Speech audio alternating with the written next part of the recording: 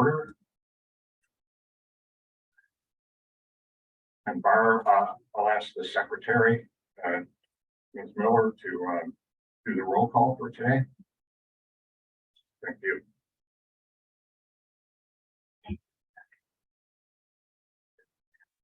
Commissioner. Yeah. Okay, Betty Visserov, his ex. She's excused, yes. Colleen, Here, Lady Haley. Maria Lambert is absent and excused today because she is ill. Here. You could breathe.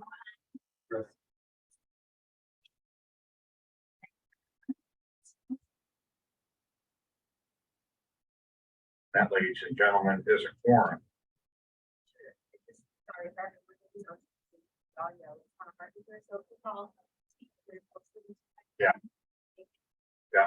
You got to have mic awareness. Always have to have mic awareness, particularly whether it's on. Yep, be on top of it. Thank you. Item B on the agenda is the approval of the agenda, so people can take a quick look and see if everything is on here that we need to do today. And then I will take a motion to approve the agenda.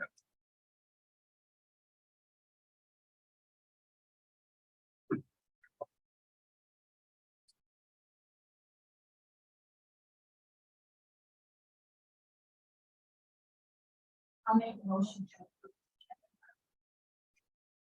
I'm Jenkins support. It's been moved and supported.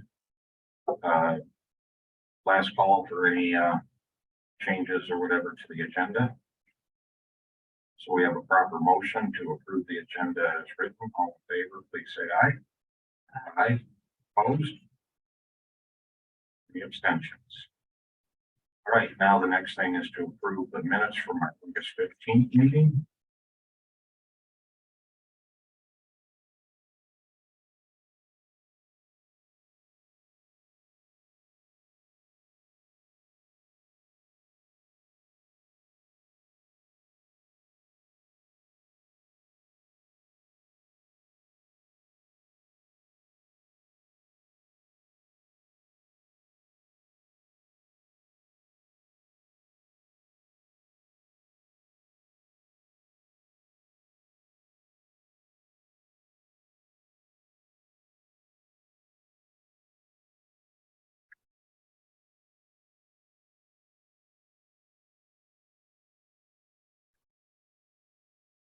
Anybody have a motion? Tanya Jenkins, I move that the August 15th, 2022 minutes be accepted as presented. Thank you. Is there support for the motion? All right. So we have a proper motion to accept the minutes as written. One last time for anybody, oh, I got to change, oh, there's a misspelling or otherwise. Yeah. Okay, motion on the floor to approve the previous minutes. All in favor, please say aye. Aye. Opposed? Any abstentions? Hearing none, it's unanimous. All right, back to the agenda. We're on item D. Since I didn't find out until last night I was chair, I don't have chair. We'll move the agenda. There is no unfinished business under E, so we'll go to new business. And we will first turn to the report from the DIA. You got a folder today. And I'll turn to Julie McFarland from the DIA to walk us through the report. Oh, you know what? Before we go, I don't know if everybody knows, we should have the DIA people identify themselves and their title over there, so that the board knows. New people here today. So if we could do that first, Ms. McFarland, is for your report. And then, So I'll start. Good morning. I'm Julie McFarland, Executive Director of Public Affairs and Community Engagement. I am Salvador Solar Ponce. I am the director of the museum. I'm Judith Dolkart. I'm Deputy Director for Art Education and Programs. I am Ian Rapnicki, I'm Public Affairs Officer. Anthony Smith, Vice President, Learning and Audience Engagement. Sharon Harrell, Community Engagement Manager.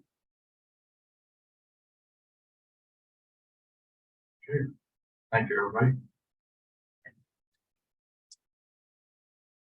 So, good morning. It's good to be out on this brisk Monday morning, heading into the holidays, and it's nice to see everyone here today. So this meeting is a regularly scheduled meeting. This is the meeting that we review a draft program plan for the upcoming year. But just to begin, the DIA continues to provide programming and services for residents of Macomb, Oakland, and Wayne counties. And that includes free general admission, free K-12 field trips with transportation, free senior group trips, and community partnership programs like Inside Out and Partners in Public Art. As we all know, Tri-County residents overwhelmingly approved this millage renewal with an increase in favorable votes from all three counties, signaling widespread support of the museum and programs like the ones I just mentioned. We can't say this enough. We are incredibly grateful for the support, and we look forward to building on the success of the past 10 years. So everyone should have a PowerPoint in their packet, and you should also have a long form narrative report. Thank you, Tim. So we will be brief today.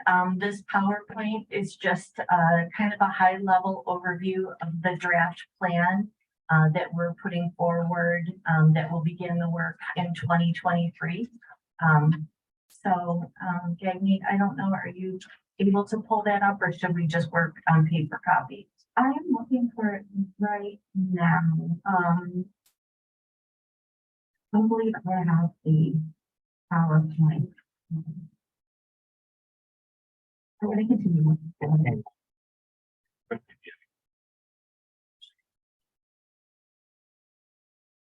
Did you go to Pam?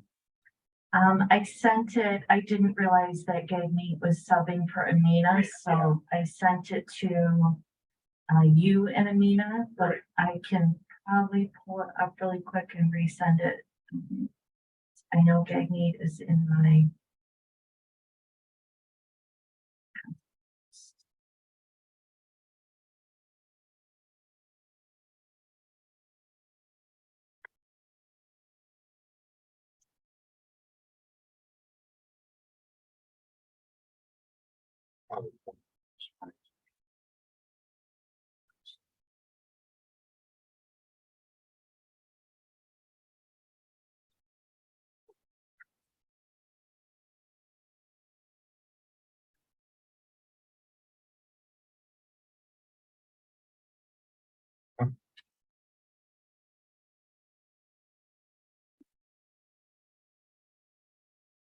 Okay, it's on its way.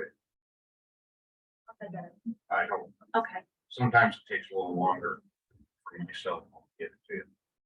So, for those that are visiting us on Zoom, the PowerPoint will go up shortly. But we will, Arlen, if you would start in the report with us, please. As I began with, this is a regularly scheduled meeting. You'll see your long form report is marked as draft. This is an opportunity to talk about what we're going to do for the upcoming year, and I expect there'll be more opportunity for that discussion beyond this meeting as well. We have talked about how we're going to move forward for the next 10 years at previous meetings. So I'll just draw your attention to the first slide, the service agreement summary. We did agree that we will stay within the 4 areas of the service agreement. This is what we call the framework. So free general admission, a school program, senior program, and community partnership programs will continue to be the framework for how we organize this work going forward into 2023. The next slide, the next few slides just sort of walk through each of those categories. So under free admission, just to be clear, that's free, unlimited general admission to the museum. That unlocks everything that we have available in the museum as we are open 6 days a week. Public tours, art projects in the studio, Friday Night Live, all of those things are available for residents of Wayne, Oakland, and Macomb counties for free when they come and exercise their free general admission benefit. Moving on to the school program. We're very much known for our school programming. After 10 years of offering free field trips to K through 12 schools, we've seen many student groups come through our museum. We're really happy that we're able to have more and more school groups back in person after a couple of years of hiatus. So the school program includes free transportation.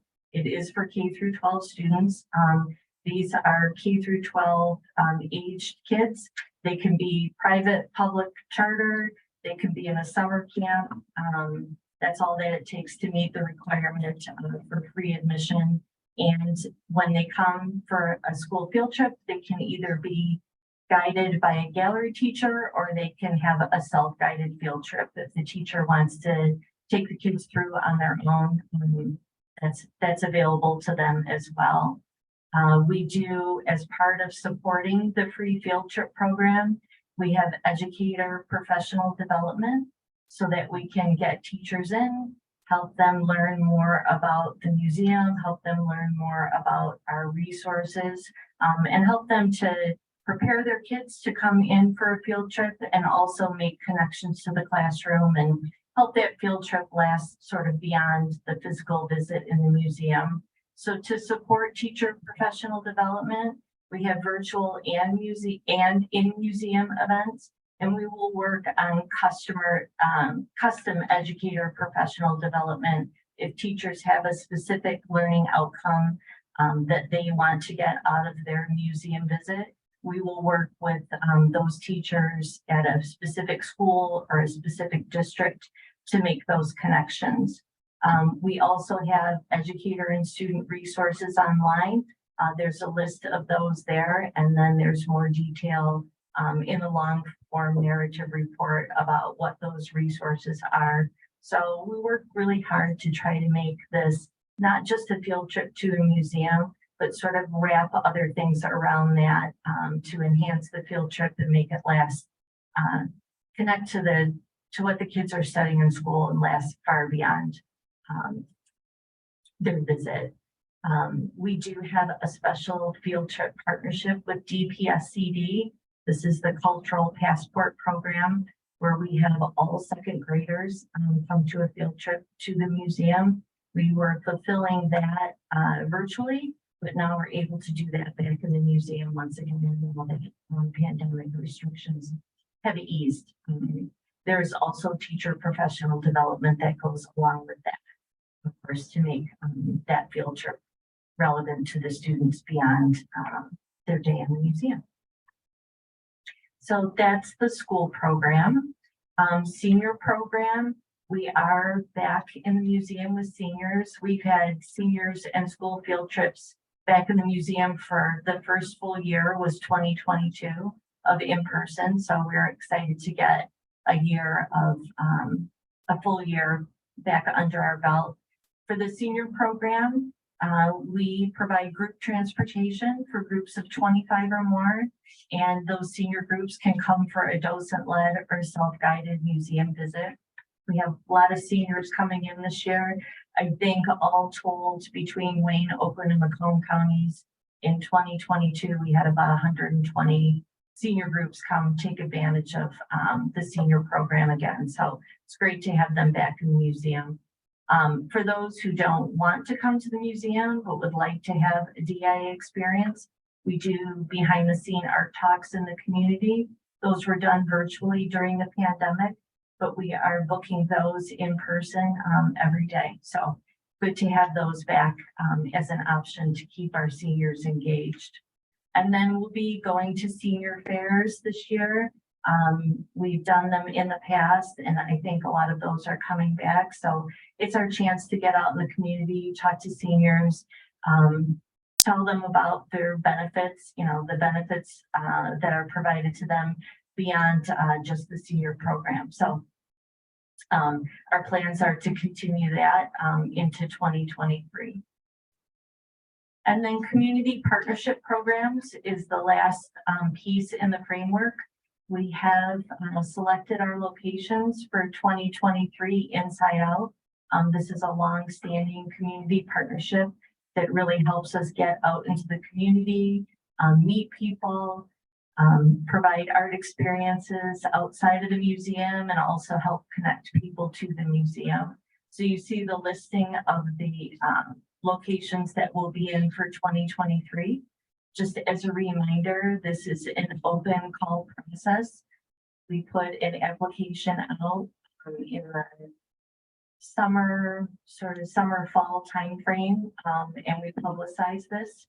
We typically are able to accommodate almost all of our applicants, unless they were had just had it the year or two before.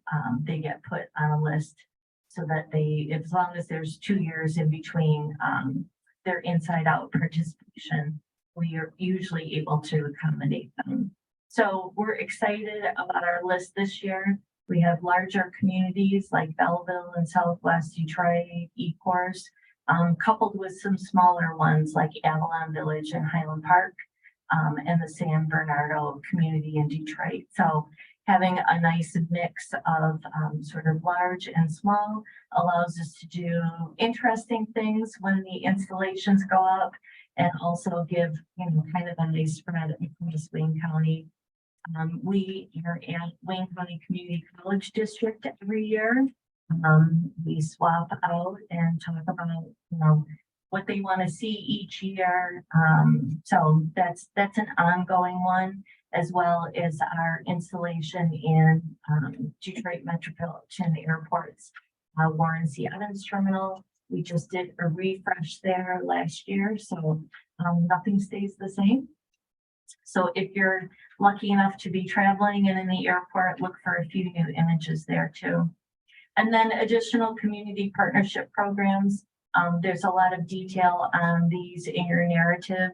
These are programs that we've done for a few years now. And again, this goes from really big scale events like Concert of Colors, which takes over the campus at the museum for a weekend and kind of into the week, to sort of smaller, more intimate programs like our community group studio program.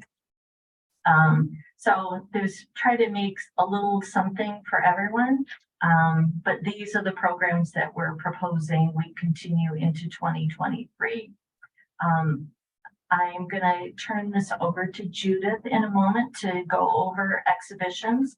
But I just wanted to say this program plan is marked draft. We're happy to take input. This is the beginning of the next 10 years of service. We know that there are programs that have become really part of our DNA at the museum that we plan on continuing, and we look forward to having additional conversations about moving forward. So we're going to finish the presentation with a little bit of detail about some of the exhibitions at the museum. Thank you, Julie. Before I go with the exhibitions that are up now and that are coming, just wanted to note that this was a wonderful year for us with exhibitions. The new year opened in 2022 with the exhibition of works by Shirley Woodston, a tremendous show, and many of you know Shirley from her work in the community and through the schools. The show proved to be tremendously popular, and we also bought a painting from those that were in the show. The show was entitled Shield of the Nile. And then I also want to point out our new Black Vanguard show closed in April of 2022, and that was also a tremendously popular exhibition that looked at the overlap between fashion and photography.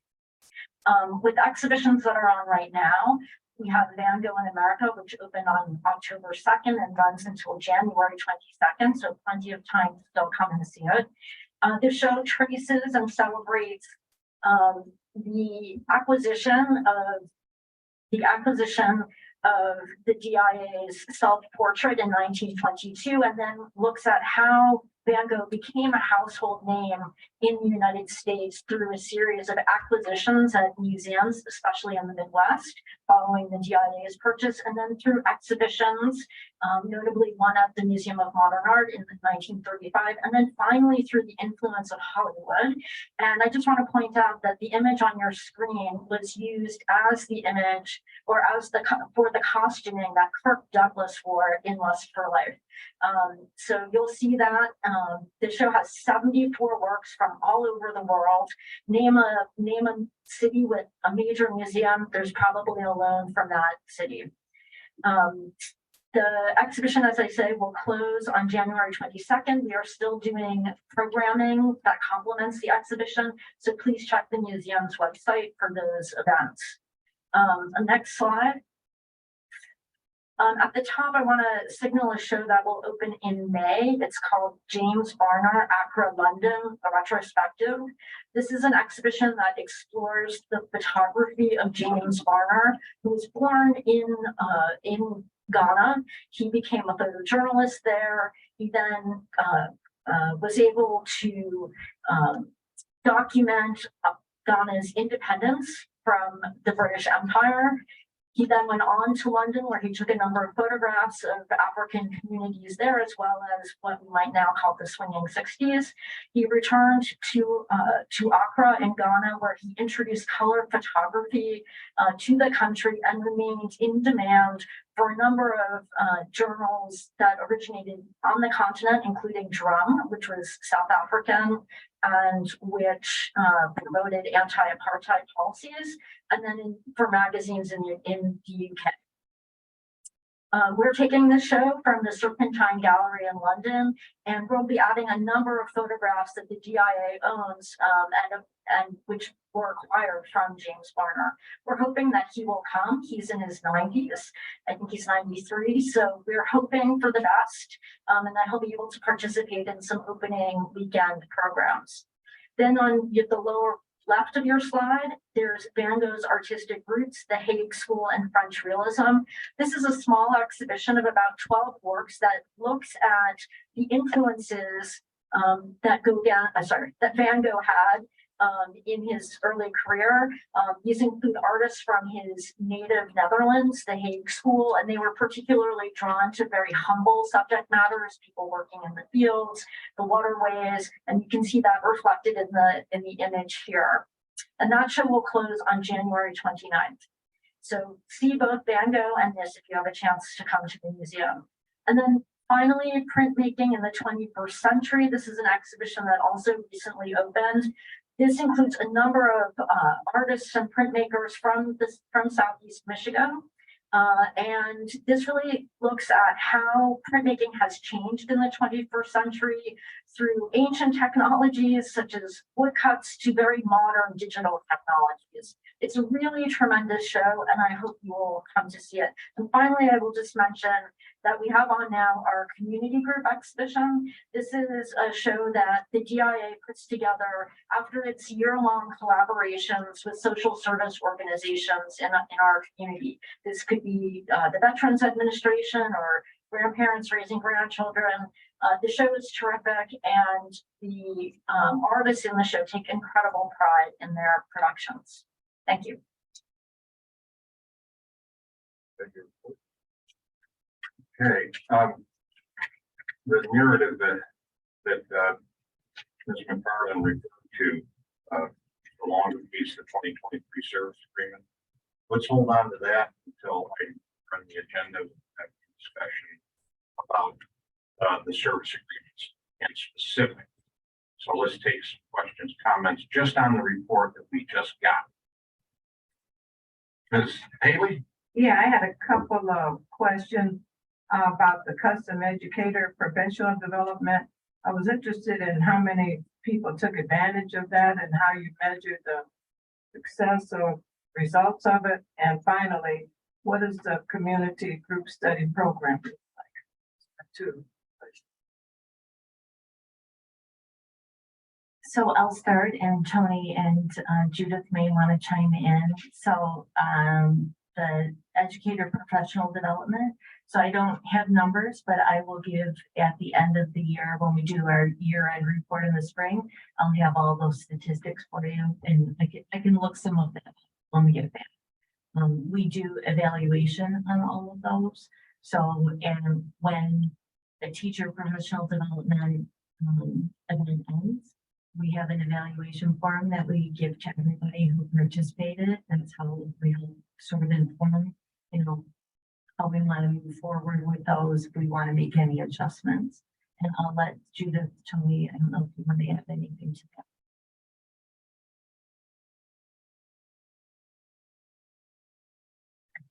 Thank you. And then your other question, I'm sorry, remind me. Was about the community group exhibition or the community group program. So this is where our studio program works with several social service organizations in Detroit and the other counties to provide art making opportunities for these groups. So this could be Veterans Administration or for people suffering from homelessness or addiction, grandparents raising grandchildren. And these are opportunities to engage with the collection and then do some art making with one's hands. These are not necessarily about skill building, although that's great, but also just about the experiential learning in front of the collections and to build a sense of pride and accomplishment. How do you measure the results? By participation, who showed up, or just having access to it? I mean, how do you tell? So this is, so I just say that for the past couple of years, we've had to do this work online, which has been challenging, of course. There are some groups for which it's actually better to do this online. For example, those who are suffering from Alzheimer's, it's less disruptive to do this online. But we measure by the requests that come in year after year to participate in this program. And then, of course, you can see the culmination in the community group show, which is on view right now at the museum. Oh, good. Yeah. I would also add to what the colleague is mentioning that we also have testimonials from individuals who participate, and who I've read some of them that shows the impact that this program have in the lives of how it changes for the better. So it's quite amazing. The exhibition is open now. It's a lot of traffic coming to buildings, so it's one of the projects that. I'm going to share. My question was around the fact that we have to learn and be stimulated differently. So in response to these things that I read, I wonder how it relates, or as you said, the impact that it has on my life or the teachers, or what gives them that nudge. So that was an obvious question is the numbers or the analytics, but it also turns in who tells somebody becomes their response to. That was reasonable. I could dig into the Come on, please. This is come on.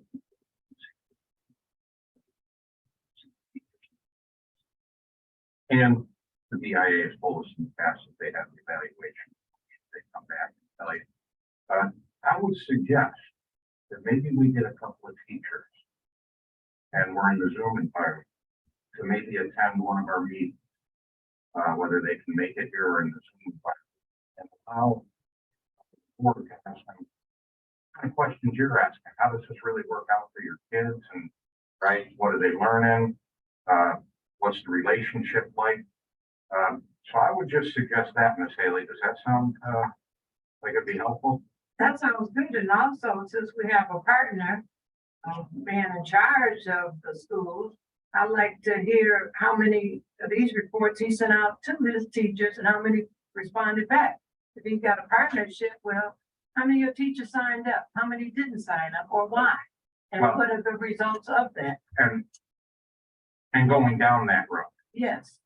I agree. Are you suggesting maybe show up to a meeting here, or are you suggesting, because I'm sure that the DIA is not calling Superintendent Beatty, she's got a vice president or something that handles the communication. Is that true? Before we answer, is that true?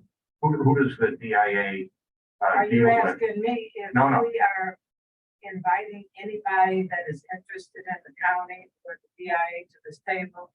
I certainly agree that they would be welcome, wouldn't they, if they had some input or they had somebody that was stand, you know, Well, that's always the Yeah. case. We're public, but right? for this specific question that has come up quite a bit over the years, right? How do these things work? You know, are they doing in the classroom? You know, how do we know, you know, if this is good for the kids or the training for teachers? You know, how is it good? So I'm suggesting we get a couple of teachers that are involved in this. And it could be Detroit DPSD, or we could get it, I still call it DPS, whatever the rest. And maybe another teacher in the county, you know, who knows? If I may, who do we deal with when we deal, who does the DIA deal with, sir, when we deal with the public school systems in Detroit? It's an executive director of arts for the Detroit Public School System.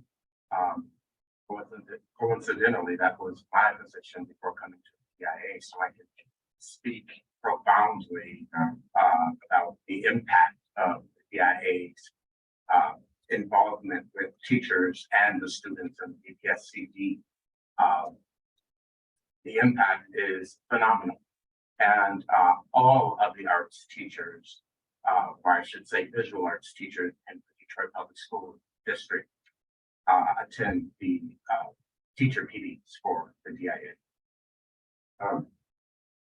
So going back to your comment, Cecilia, do you think we should try to get a couple of teachers and maybe this, I forgot the title, director of arts or whatever, and, you know, get 3 or 4 that can join us on Zoom perhaps, and then we can have more of a conversation. And we're not taking your word. That's We're not okay. taking your word. We want to hear from the people that are impacted. Is this something we should plan? And if I could just add to what Tony said, for the community group program, it's usually the leaders of those organizations that write to us, the testimonials, as Salvador said, about the value that this program has had for their participants or clients or residents. And I was suggesting, I'm still there. That could be, you know, we're going to approve a meeting schedule for next year. That's 4 meetings. We can't have everybody at every meeting. Maybe we talk to school people at one meeting.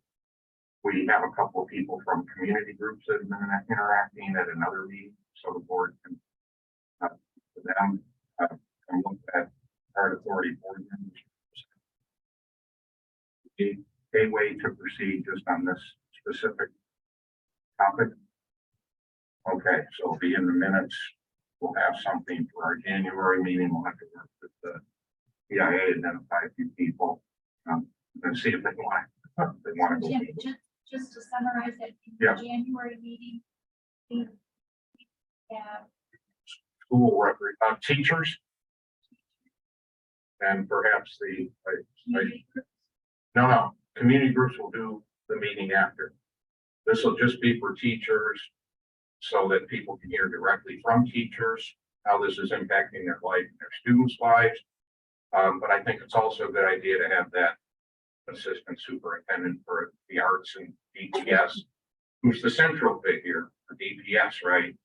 They can also describe to us and talk to us about what the interaction is with the DIA, the back and forth. We always have questions like, hey, I know a classroom that didn't go down, right? And so to clarify some of those, so we don't continually have that discussion. So that we hear directly from the people that are being serviced, what is happening. Okay.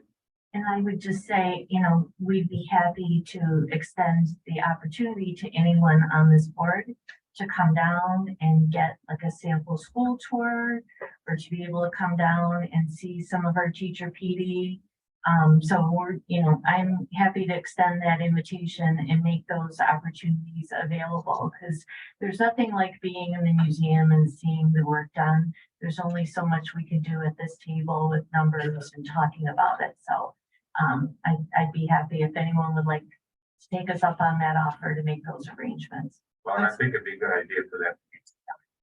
And we should talk to the DIA and even like the date that.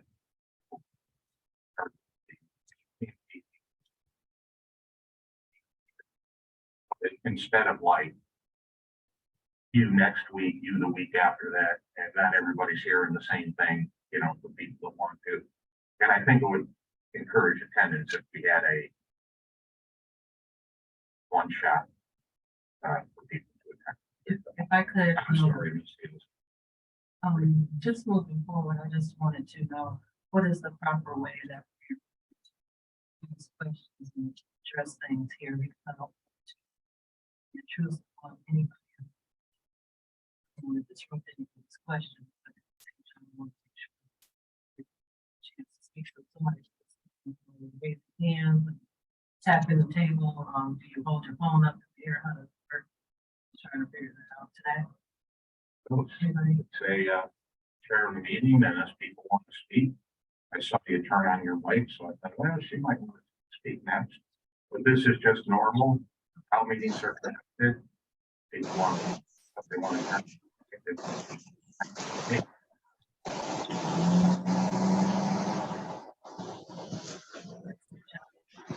Immediately, the first thing you said, Detroit, and the counties, Detroit is the county, Wayne County is the county's question.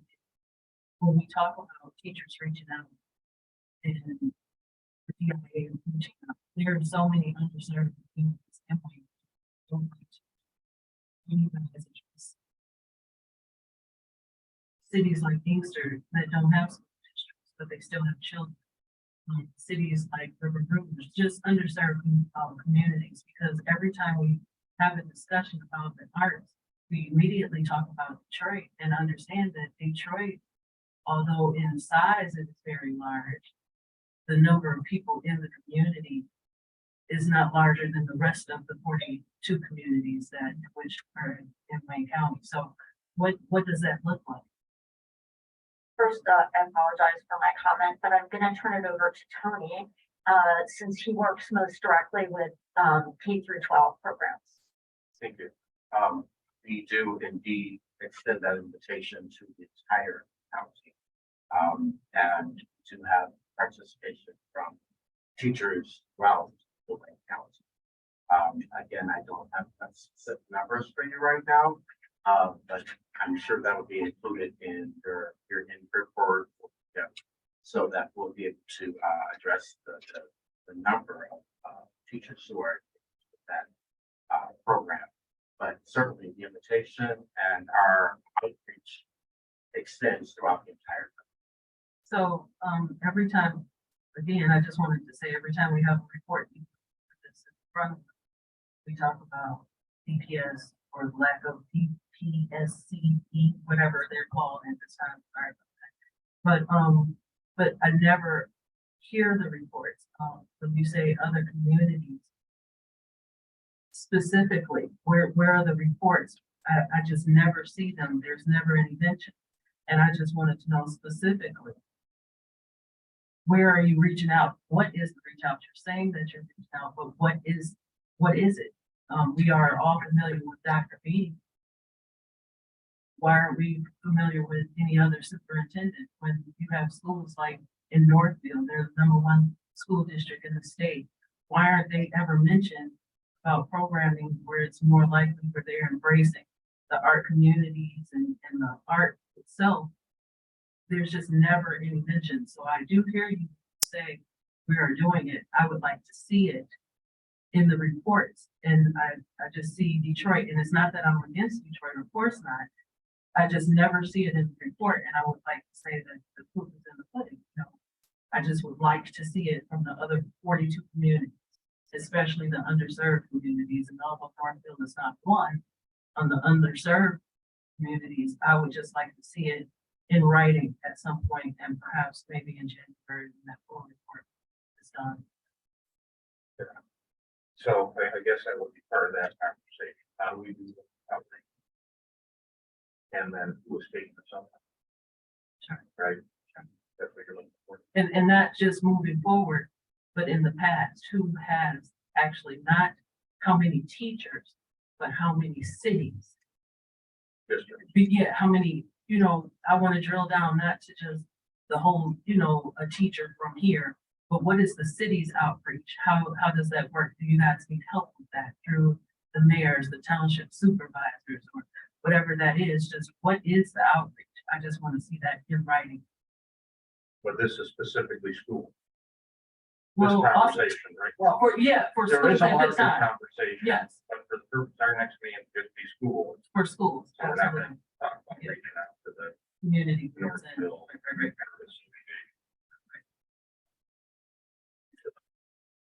I'm done. I just wanted to make sure that as we come to the table, we are looking at reports. And these are, if you're reporting what you've done, it's in the reports, because then we just happen to have a meeting in January. Normally, we would be 3 months out for our next meeting. And when you're compiling your reports, I would like to see it all as one package. Ms. Haley. This Remember is, it. no, I guess it's academic, she brought up Northfield. I had a question, if they are the school, and, they say Like awareness, please. in Michigan. I would wonder, how does that, comport with art? Is that measurable, or is that something that, what does that mean? I mean, if they're really good and getting all A's, does that really mean that the teachers are participating more in art? Does that mean they're more leaning towards art, since we're doing all these measurable programs and we're talking about our children in our school? I wonder if anybody ever considered that. I know I just saw like everybody else, they passed. But I didn't go down to the weeds, but that wasn't even accessible to read. Everybody just said they were great. But in terms of repeating it, I've only heard in a few people, oh, let's get our kids up in math, let's get our kids up in science. But I'm wondering, is that also, just saying in general, everybody moves good at everything, but I was wondering if you've noticed that or seen any of those measurements and any of that. So I'll just point to Tony again. Tony has worked very carefully to build arts programming in the schools, in the DPS. But you likely also have a sense of Wayne too. I think to answer your question, I don't know the Northville schools intimately, but I do know that exposure to art and study of art increases academics as well. So in regard to students' involvement in art, we know that that produces a better student and a better citizen overall. But and I can't answer specifically about Northville. Could I just follow up on Tony's? Okay, let's, I have a lot of people, some airtime here. Sorry, if I could just follow up on Tony's comment. We are working on programs developed with teachers in which we look at critical thinking skills through the analysis of works that they're looking at. So we know that when students are engaged in looking and discussing what they see, they're also building critical thinking skills, which is certainly important and an aim of the program altogether. And the discussion that we're gonna have towards the later part of January is this discussion. So I don't want to get into it too deep. At this meeting, one thing I would like you to talk about, Mr. Smith, when you come, is when a school district or a teacher shows interest, right? Are you going at them with a plug and play here? This is what you're gonna do. Is there a negotiation that goes on where the teacher or the school district, right, takes a look at the curriculum and says, oh, we need some help with third grade. You know, what's in the statewide curriculum. So these agreements for doing this in how is that done? You just hand them something, say, here's the PowerPoint, this is what we do, no changes? Or do you say, what is it that you need, what's the back and forth, and how is that get done? I think that'd be an important part of the conversation. I'd like to know too. Yes, You want the floor? yes. Turn your microphone and raise your hand or Well, I something? needed you to. I just did. Work. In schools in Wayne County have RISA. And We can't hear. I understand RISA, that they coordinate all of the programs and talk to the superintendents. Have you asked RISA to have a meeting with all the superintendents so that they're aware, or superintendent, the representative from each school? I'm actually glad that you asked that question. We are in the process of Because there are 42 municipalities, but I don't think we have that in the school district. I think it would be that we need to be sure that the superintendents are informed and that they're passing the link, the messages down to their students. And you can't talk to every district, but you can talk to Lisa. And so let's, again, we'll have this conversation next month in detail. There might even be, there are some cities that have more than one school district, so there might even be more school districts in the town that you're thinking. But I think let's hold off on these kind of questions, of things that we're gonna talk about in January. RISA will be part of what we talk about as far as that goes. Questions on the, report that we got? Mr. Grady Mohammed. Yes, sir. Thank you, Mr. Vice Chair. My question is somewhat of a companion to the discussion that we've been having. I was looking at the community partnership programs, and you mentioned that you have an open call process. And I'm just wondering what platforms are being used to publicize the open call? Because when I look at your list, I see one entity in Western Wayne, but I don't see anything like in the Points, Harper Woods, anything like that. So I'm wondering what is your outreach protocol? And I'm wondering when you come. It's all them West Siders. They don't even know there's an East Side. Thank you, Vice Chair. And overwhelmingly, the population is on the west side. So we on the east side are kind of used. So my request, Vice Chair, is this. When you come back in January, can you share with us your outreach protocol? What are you trying to accomplish? What are the methods that you're using to reach out to the different communities? Because then maybe that will help us to see maybe where the gaps are of what we know needs to happen and what you all are doing. And if I can suggest, sir, and we have this up on the screen. In January, we're going to talk about the school programs, the professional development.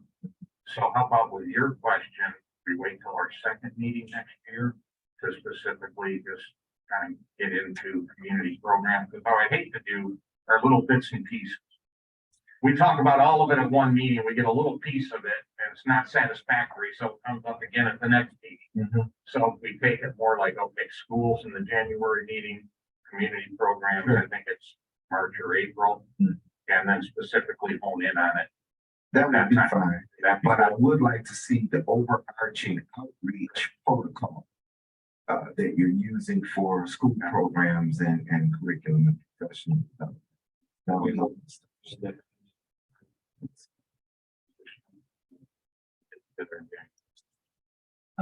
I just want to be clear that you're bringing it with you in January to have the discussion.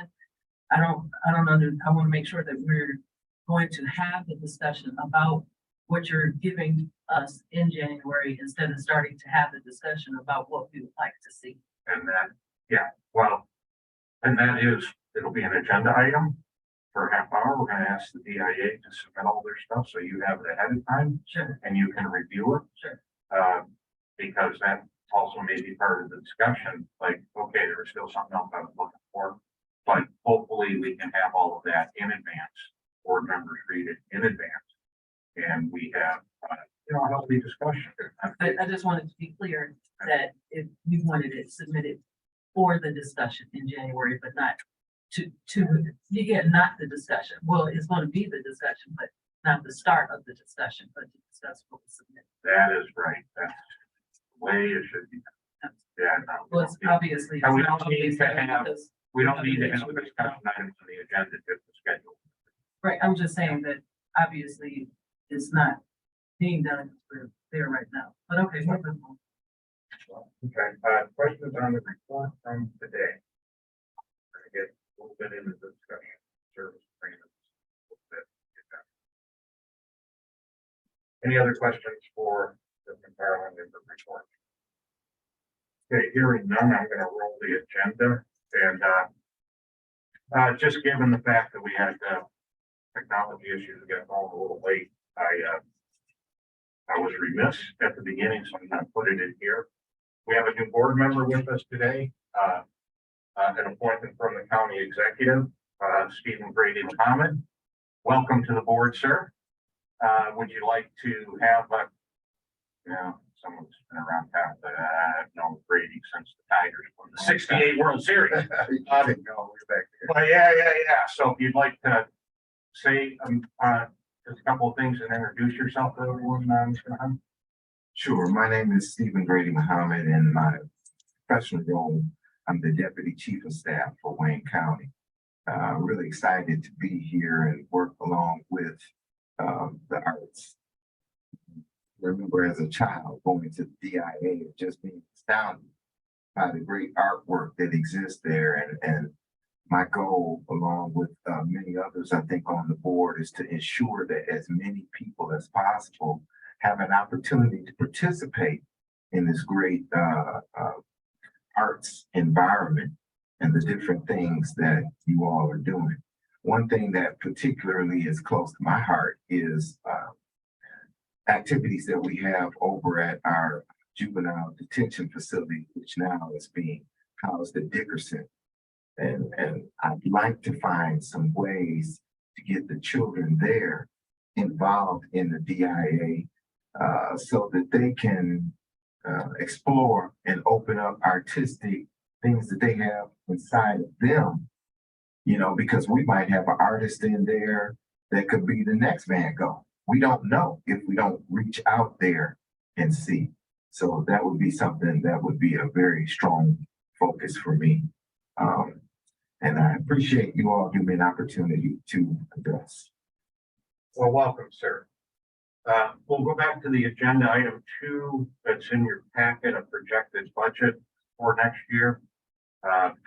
This is the annual meeting, and also on the agenda today is to approve our meeting schedule for next year. So that these are posted on the website for the public. We have a proposed budget in front of us.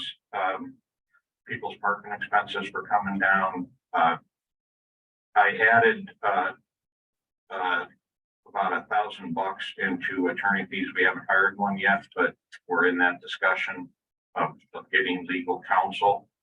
We've talked in the past about support for the authority in terms of maybe a part-time staff person, so I left a little in the budget. So that as we make decisions throughout the year, we have some money in the budget, and of course the budget can also be amended. Just a $500 miscellaneous item. Left $200 in there, just in case we ever buy like bagels and whatever meetings. And then for the audit of the amount of money that is collected and transferred to the DIA, and I have a little discussion of that today to bring up to date. Left a number of 8,000 in there for the budget, totaling 13,200 is the budget. Under state law that governs art authorities, an art authority can deduct reasonable expenses for that authority board, and things like we're doing here. And that gets deducted from the amount of tax that's collected before it goes to the DIA. And that is, that's all under the law. I think the last time I looked at the whole county, we got about 30 weeks. But, so anyway, so there's a proposed budget before us. Discussion? Motion?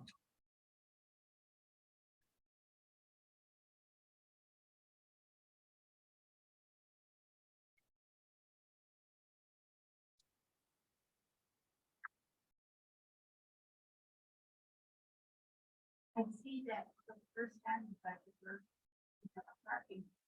Yeah, and that goes back to having a little staffing for the, we just have to look into it, I mean, with a little legal help. How many board members paid for parking coming down today? Some do, some don't.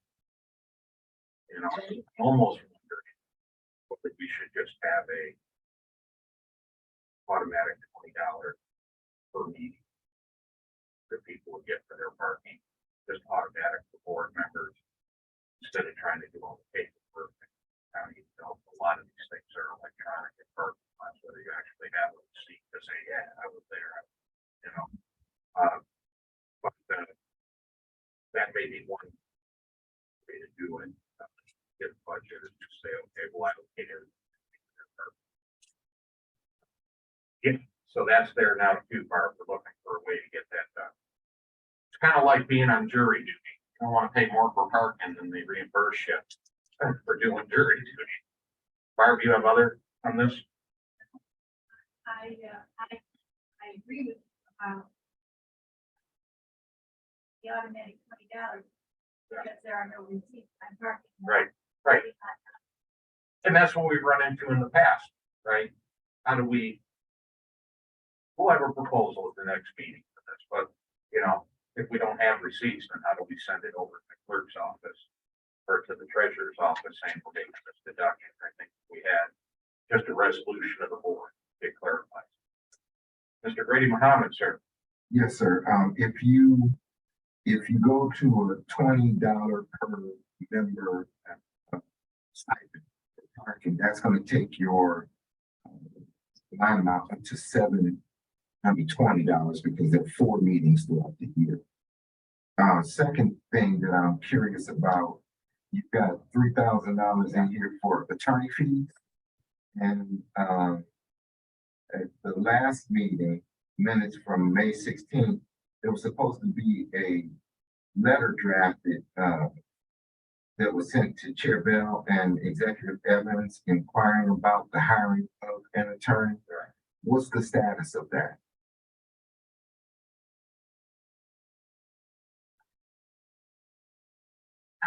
Director Seals. I haven't received any information about feedback from Mr. Evans or Chair Bill about the receipt of The communication. the communication. Didn't we vote to?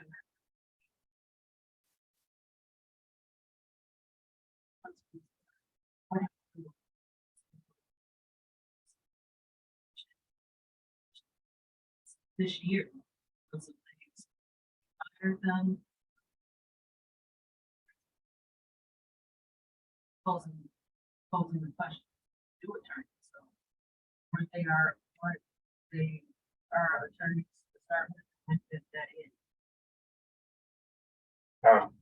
This board never voted to put a firm on retainer, but they are our attorney for, the item in question, I think it was a one-time deal. And you got, it was more confused, admittedly at the time, but I think now is the time to do it formally. That's why I left a little extra in the budget, anticipating this would be the year. But see, this is also like that for our own work for time for the committee, as you'll see under the audit things too. Some of these things get a little bit lost in between meetings. We talk about them in a meeting and then it doesn't happen. And who's there day to day, to follow up. Are you, Gagmeet, you're raising your hand, staff? Yes, I just wanted to remind everyone to speak directly into the microphone. We're having some complaints on Zoom that people can't hear. Yeah. So I just wanted to remind the members to speak clearly into the microphone to make sure they're on when you're talking. Thank Yeah. you. Like awareness, folks, for a public forum. So just to be clear, the Allen brothers were not. Hired selected. as the official law firm for our. So, should We we, can't do that. I'm sorry. Doesn't mean we can't. Sure. Yeah.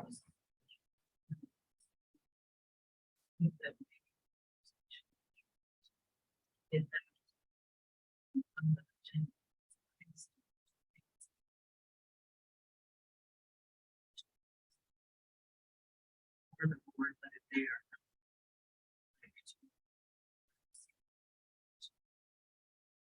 Make that happen later. Agreement.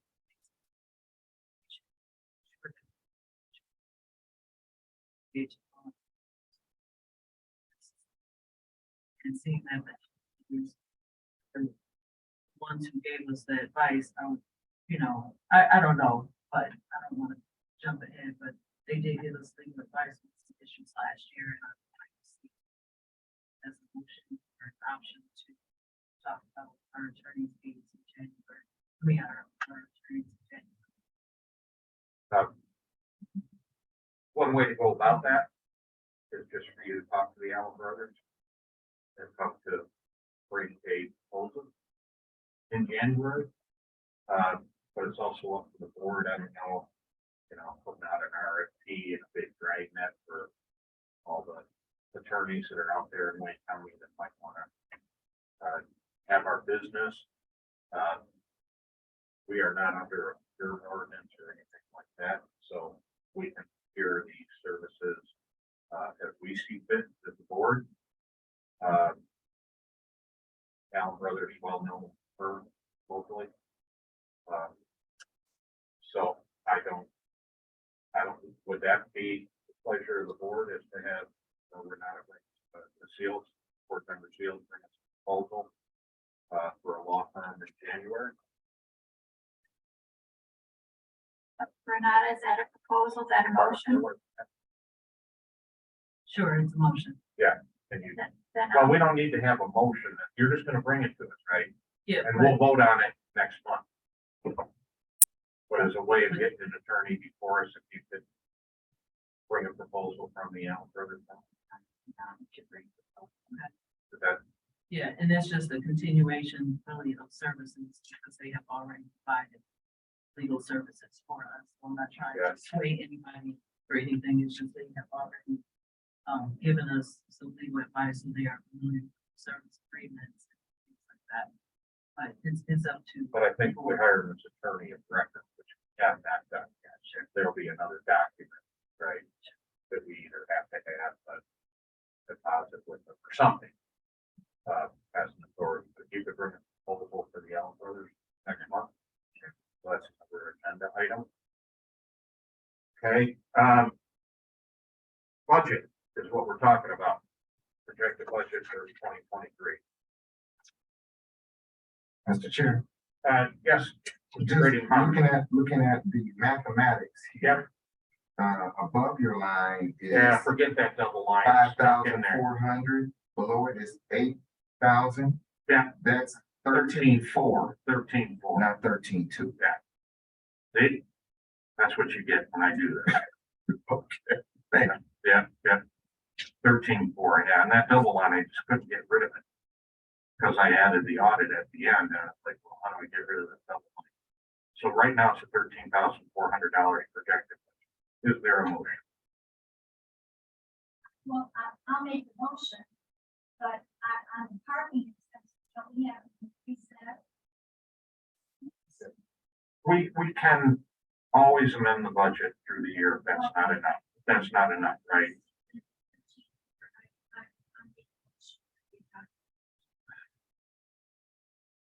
Support. There is support. The Jenkins supports, moved by Director Miller. Proper motion on the floor, discussion of the motion. Hearing no discussion, all in favor of the motion, please say aye. Aye. Aye. Opposed? Abstentions? All right. Item 3 is a quick one, the status of the audit. In fact, I even called, we have hired, Alan Young and Associates, to do the audit for, auditing, how much money was supposed to be collected, by the millage for a year, and how much was actually transferred to make sure that those are correct numbers. The citizens voted for this millage. I talked to them this morning just to get an update on that. They are underway on it, but the person that's the audit manager for this doesn't have any work product yet. So it's coming to us. Hopefully we have it in January.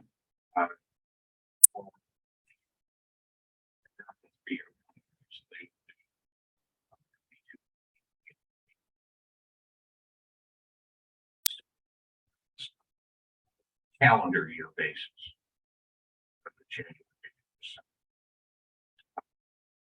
So that is coming to us. Probably won't have the audit in January. Hopefully we'll be able to review in March or April after the next one. Okay.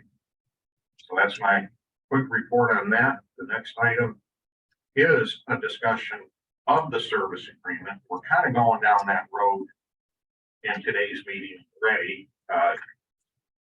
We've looked at the 3 major areas of the service agreement in the report, the schools, and we're going to have more of an in-depth discussion of that in January, and then in March or April, I'll forget to discuss community programs.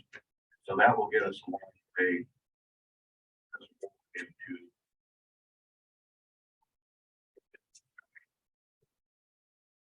service. We can't hear you. You can? Now we can. Oh.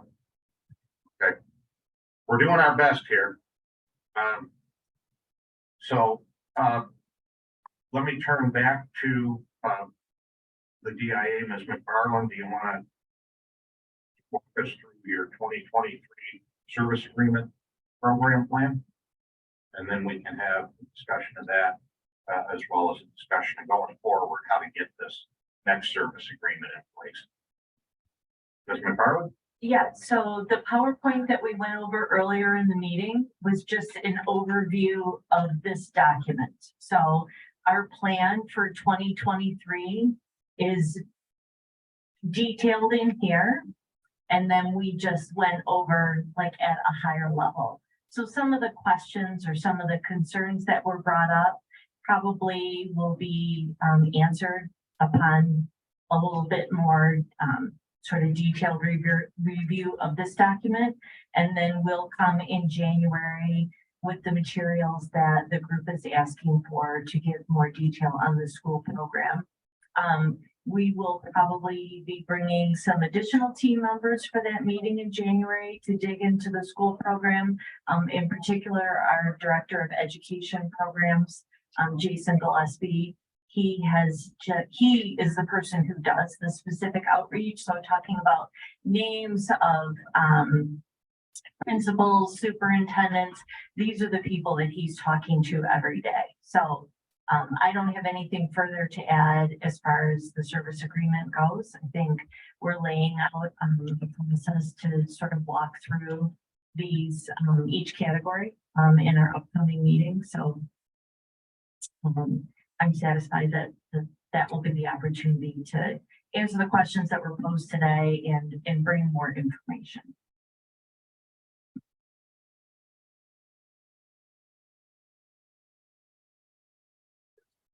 Yeah.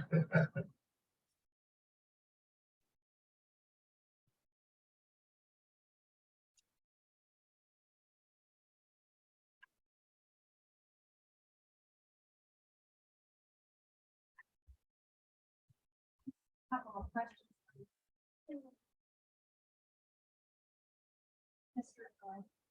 Commissioner Colleen is not here, but I have a couple of questions. With regard to the amounts allocated to the various sectors, schools, community groups, and that kind of thing. Is there a proposal that that the amount of money be increased based on the increase in property tax? Taxes have gone up, so shouldn't the money allocated to these sectors go up in proportion to the amount of money the taxes? If I may take that, I think that's gonna be up to us as a board in Okay, making a request for what's in the service agreement. Right? okay, You know, that we'd like to see, if this is indeed what we'd like to see, is some sort of a, adjustment. it works the other way too, right? Property tax collections go down. That would be fair. If Yeah, they yeah, have I'm gone just saying, down. right, as we think through this. So I think that's one thing. What's the sense of the board? Nothing's in stone yet. Because we're still talking about the same 3 areas, right? And having an adjustment for that for property tax collection goes up 2 or 3%, which means overall revenue for the DIA would go up 2 or 3%, which means these 3 areas should also go up 2 or 3%. Spending money, whatever it is. So I think we have not agreement around the table. So now you guys know, as part of the discussion going forward. Director Grady Mohammed. Mr. Vice Chair, it's my first meeting, so I know it's this meeting. Don't worry about it. You're on the board, roll. Where can I find, where the allocations are? The amount of money that is collected and then how you're laying it out for the 3 programmatic areas of the service agreement. Those are in their reports for how much they're laying out from the DIA. That's in some of the documentation I have here. Yeah, and in previous ones, we could find that, right? Ms. So, McFarland? so that would be in the service agreement.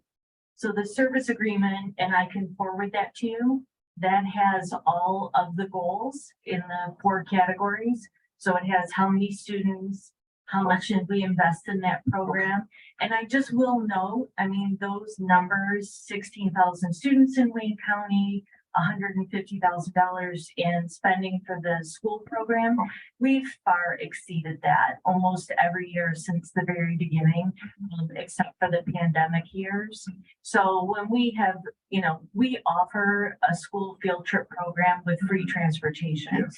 regardless of what that goal spending number was. We met it and then we continue to exceed it to meet demand. Okay. How are you able to If exceed? I may. The website for the authority. The service agreement is there, so you can just pull that down and look at. But we've also had reports over the years where the DIA has exceeded their commitments, at least in the service agreement in these areas. You have reported to us on that. And so it is in the DIA reports. I don't know how easy it would be for a new board member and for them to get. You can always check with me. I got files, but yeah, those are reported on a regular basis, so we know what they're spending. Okay, good, yeah.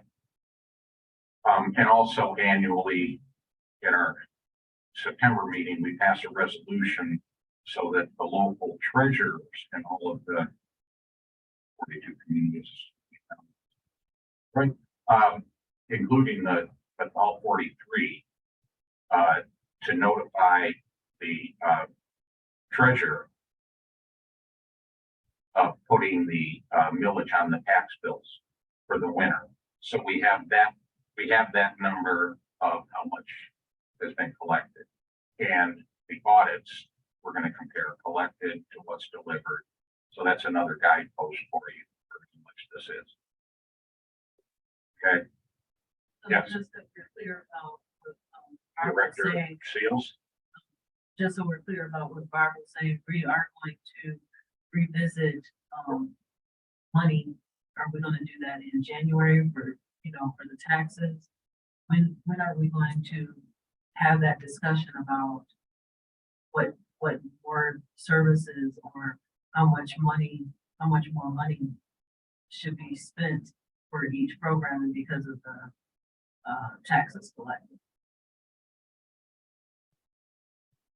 When does that discussion start? Because if we're talking about the service agreement for January 2023, that's another a line item I think that we should be having, because there are going to be changes in programming, I would assume, and expectations and things like that. So this whole service agreement and how many students you have coming and seniors and all of that changes when the money changes. So when are we going to start that discussion? I'll take that question. A little over a year ago, this board created a subcommittee to look at the issues around service agreements in anticipation of service agreements expiring and a new one. As far as I know, that group has been years designated. Sorry. Okay. Yeah. See, my awareness. I realized I was drifting. That this group, which is a good old Midwest joke, we'll leave it at that. Yeah, some people know that joke. So I think what we do is that committee should be still in existence, and we put on that committee, and they should be that's the committee we want to go through the service agreements and start talking. And even meet with the DIA with regards to that. So I think we already have a committee. There are two. Uh, There are. Director Miller, yes. Yes, thank you. There are two people on that committee, Ms. Seals and Ms. Nisaraka. There is not a third person on that committee, and that committee was held in abeyance until the third person was appointed. And in addition to that, that was before we brought up the point of the extra monies that have been collected. So whatever discussion that we didn't have, it would also change. So getting a third person on that committee, if that's the board wants, but also to discuss the property taxes collected, the change in the money that's collected. That's something new brought forward today. So we still have a new discussion. And I think that will be the work of that committee. That's one of the issues around. So, well, two things then, because this really should be done in committee, because we've had the same conversation at this table every meeting for at least a year. So we have Director Seals and Chair Ms. Araka as named members of that committee. I think one of the other members was someone that went off the board. Correct. And we had to replace, and that never happened. So two things, board members, does that continue with that committee? Is everyone good with Chair Ms. Araka and Board Member Seal being a member of that committee? Since no one is jumping over the table, then the next thing we need is a third person that says, yeah, I want to join that committee. This is going to be to look into these issues of the service agreements, have conversations with the DIA. What are your ideas? A lot of them are right here, so that we can craft a new document. And kind of late on the deal, but we would be looking at, late spring, early summer. For getting that done next year, sort of time frame. So is there another board member that would like to join that committee? I'll do it. Director Brady Muhammad. I'll do okay. This is yeah. All right. Any objections around the table? Anybody else want to be part of that group? So I do have a question, Vice Chair. If you're saying that it's going to be late spring, early summer, I think with the service agreement being in place, that's 3 months into the service agreement and, then we will be talking about making up, time and Well, no, we're back to that thing about the date at the end of the service agreement. Which right now, you know, everybody acknowledged that the service agreement should go with the cycle of the 10-year millage. well, I didn't exactly agree to that, but I understand what you're saying. I didn't Which- exactly agree Which to the service date of the agreement. I understand. But, so the date remains December 31, 2023. And so it is in effect until we do something different. So that'd be part of the discussion, because we'll be at least a half a year. And, to my understanding, this whole point of a farm, this calendar year. So that would be something that the committee yearly would be making proposals for. Okay. I would also ask board members in terms of the charge to that committee, do they want the committee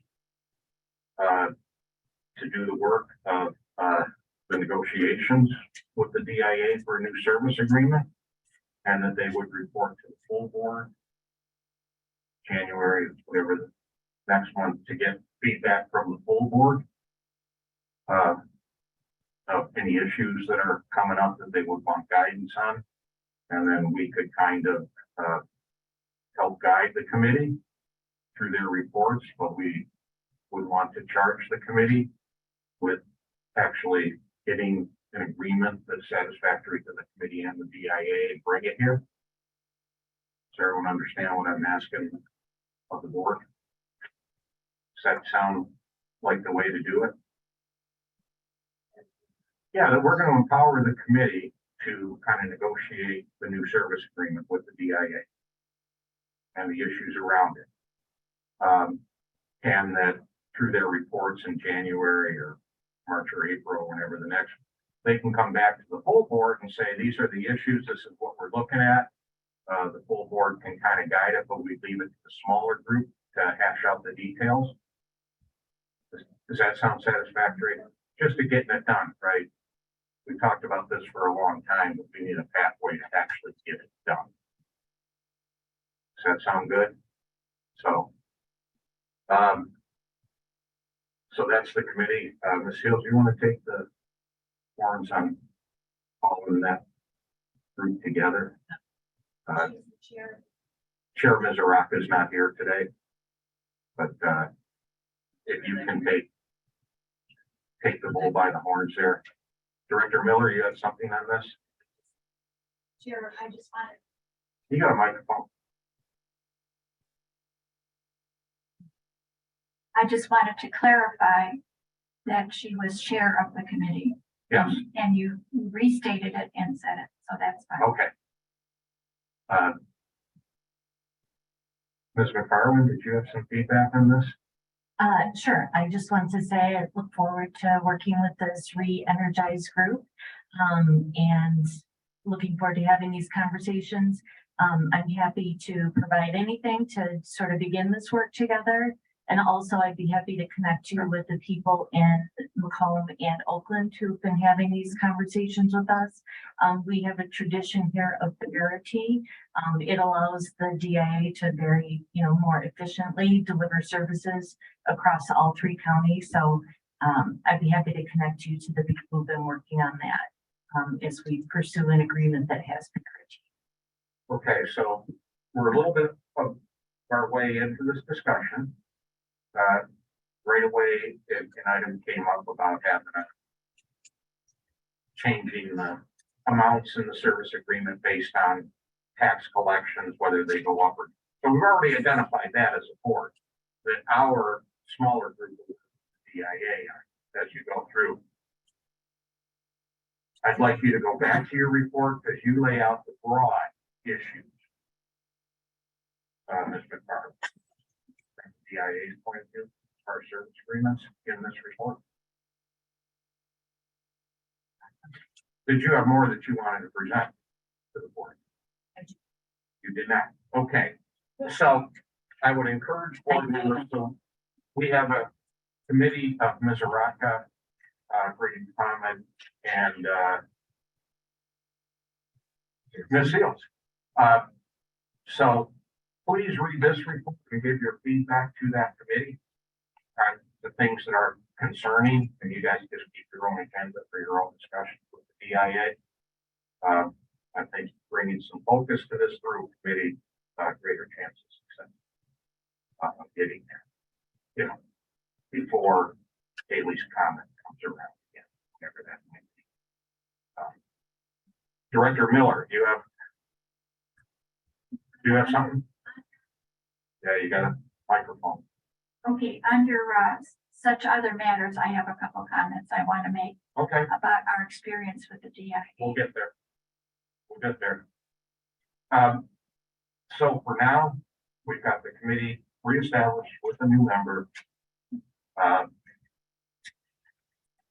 So I'm looking at board members, anything else to say right now on service agreement? Can we- I think it's a huge project. Director Miller, Is it appropriate if, as individual board members, we contact a member of the service committee absolutely, and talk to them about our individual comments just at the meeting? that's correct. Thank you very much. And isn't that every group that you belong to? You go, okay, who's on the committee? I'm gonna give them a call. But you don't belong to every group that I belong to, so I don't know what your opinion is. That's right, but nonetheless, right, as a board member, you can give feedback to board committees of your own volition, plus it will be an agenda item. But you don't need special permission to talk to another board member. All right, I'm gonna move the agenda then, if that's okay with folks. There is a proposed meeting schedule in your packet for the upcoming year.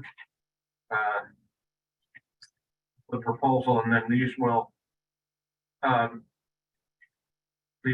up on the authority's website for all the public to see. Mondays again, January 23rd, May 15th, August 28th. At that August meeting is when we will have to approve the levying of the millage for the next year, and then December 11th. Feedback on the dates. Here, Director Mohammed. Your ticket here says the Wayne County Arts Institute rescheduled today for 2020. Is as follows. Yeah, you know.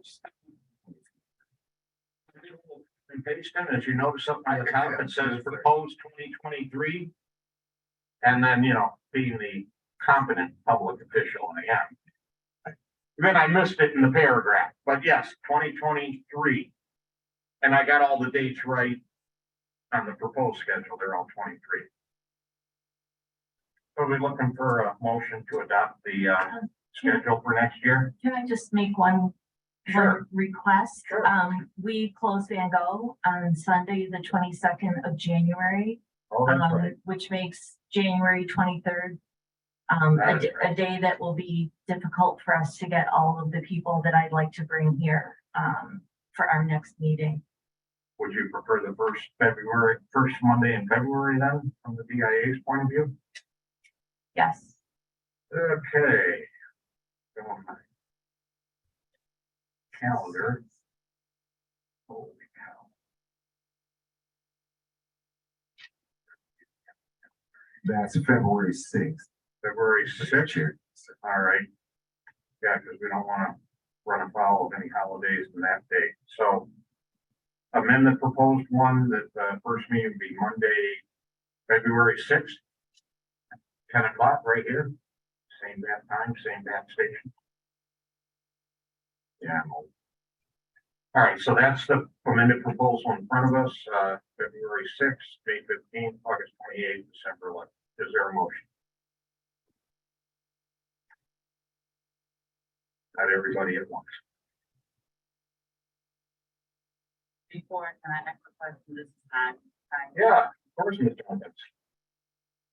What's wrong with January 3rd? That's all I want. Oh. Oh, okay, nothing for me, I leave January 30th? Is that when you'd rather? Okay. All right. January 30th is the first proposed date. And then the others as printed. Well, lock it in for us, Ms. Jenkins. We need a motion. Sorry. We got. No, January 30th is Monday, January 30th. When I had this originally, I put it like on the 16th, and then it was like somebody said that ML King Day hit. So I moved it up a week. Oh yeah. So we'll move it up January 30th.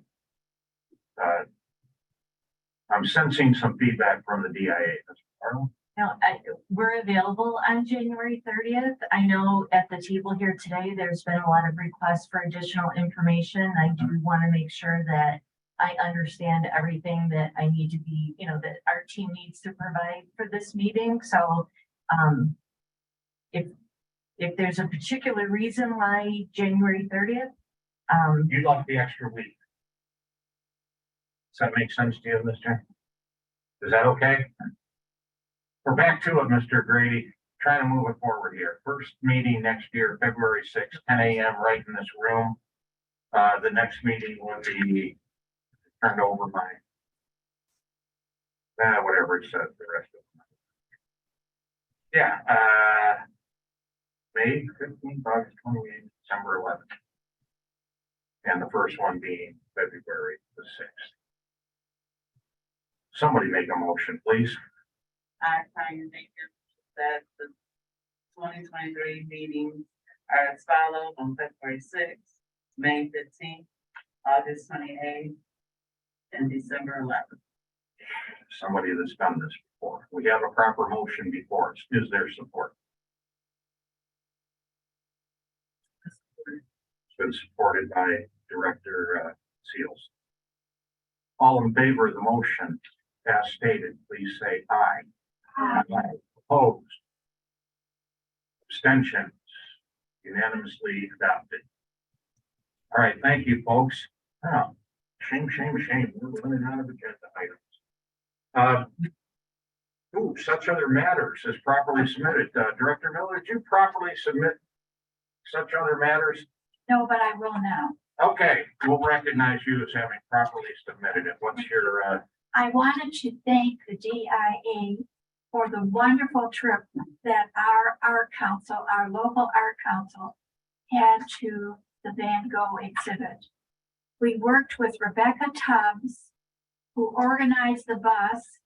The trip was so well received. We had hoped for 30, we got 50 and had a waiting list. And we got tremendous response in the paper, many, and just a wonderful experience. The community.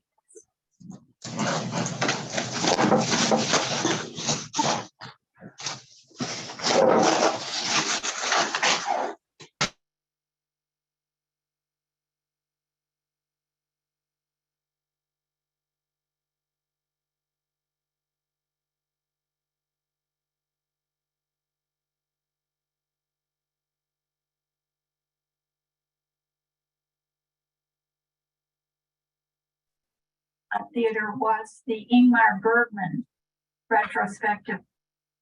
The movies were thrilling. what was that, 1976? No, it was in 21. You know, they have Bellini, what's his name from France? Louis Malle, right? They had a retrospective, but that's what I remember back in the 70s when I had less gray hair than I do now. Well, we're looking forward to that experience, and I want to thank the DIA for making it such a good. And thank you. Any other matter? rolling the agenda then, we're gonna take public comment here. And let me be clear, let me read the statement. Individuals are gonna be allowed 3 minutes to provide comments. You may provide public comments in person via Zoom or by email. All public comment will be read by the clerk, those who submit email. Unless the individual personally provides a comment. So I know we have a number of people on Zoom today. So you can either have your comments on Zoom, or if you've already sent us an email, let those comments stand. Because we're not going to let you double dip and do 3 minutes in an email and 3 minutes in person. I also want to remind people that public comment is exactly what it says. Public comment. There is no asking questions and getting into a discussion. That happens outside of the meeting. We take your public comment for up to 3 minutes and very much do appreciate that as a public board. But that is the extent of it at this meeting. So, Madam Clerk, how many emails did we get? I have 15 emails. 15, okay. So here's what I'm going to ask. We'll go to anybody on Zoom that wants to have public comment for 3 minutes. If you've already sent in an email, because we will read the emails after that. So you either get your public comment now and no email read later, if you already have an email in, or just let your email stand for those of you on Zoom. So let's start with folks on Zoom. Raise your hand, I think, is the way, and our clerk will, whoever raises their hand first gets the 3 minutes, and then we'll just go through them that way. Madam Clerk, yeah, first. We have a from Tahira Ahmed. Ahmed. Yes, good afternoon, good morning. Thank you for taking my comment. Now, hang on just a minute. Do we here? I want to Can make you sure hear you're me? from. Do we have a Yes, way can of you- in here in the room here? I'm sorry, can you hear me? Okay, yeah. Hello? Yeah, hang on just a minute. Okay. Going back and forth between electronic devices.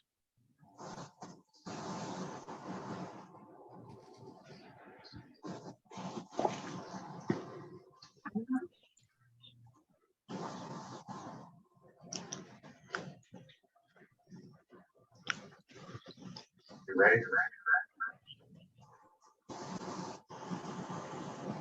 Ready?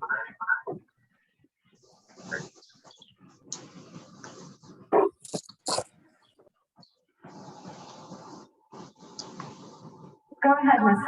Ahmed. Okay, yes, good afternoon. I'm stating do not sign the new service agreement with the DIA until, number one, there are checks and balances in place. There's 100% transparency and reporting on the public millage money. There is a process for public input and preparatory budgeting and participating budgeting. And that there is a commitment to public dollars going towards the local arts and ecosystem. And we want a $15 minimum payment per person for the workers, for all workers at the DIA. I definitely would like to know if you could have an exhibit with Benny White Jr. He's a local artist. Now, I also want to state, we need to know how to turn vacant pieces of property into art. Maybe that could be explored. And the schools, how do they become an art instructor at the DIA, and how to become a board member? Thank you. Have a blessed holiday.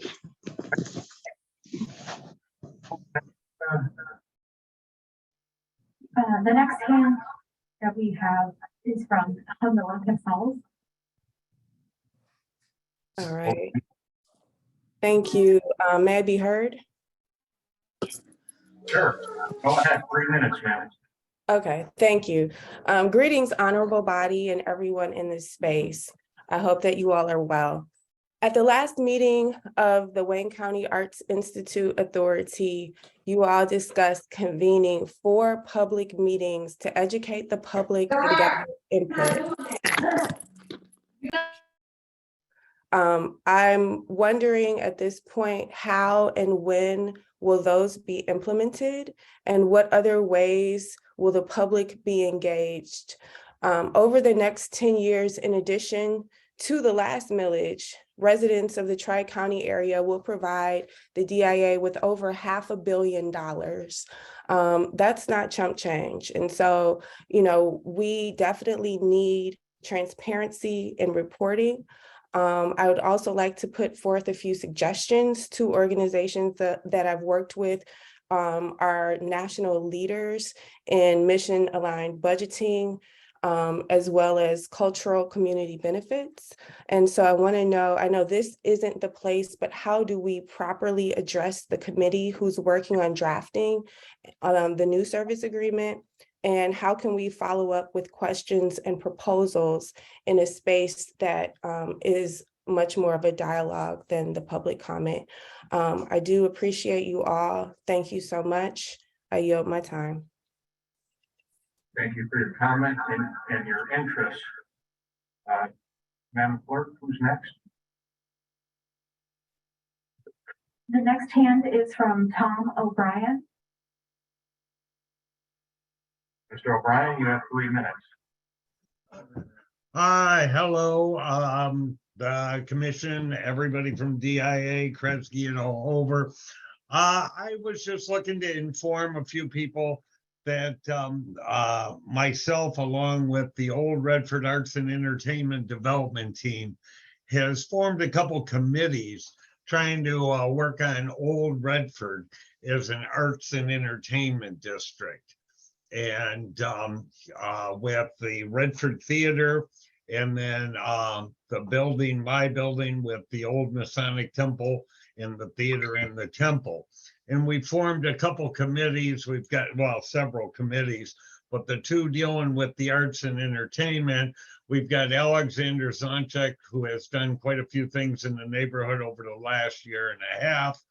And we are going to be launching a Old Redford Live on August 12th of 2023 to throw a free concert for in Old Redford.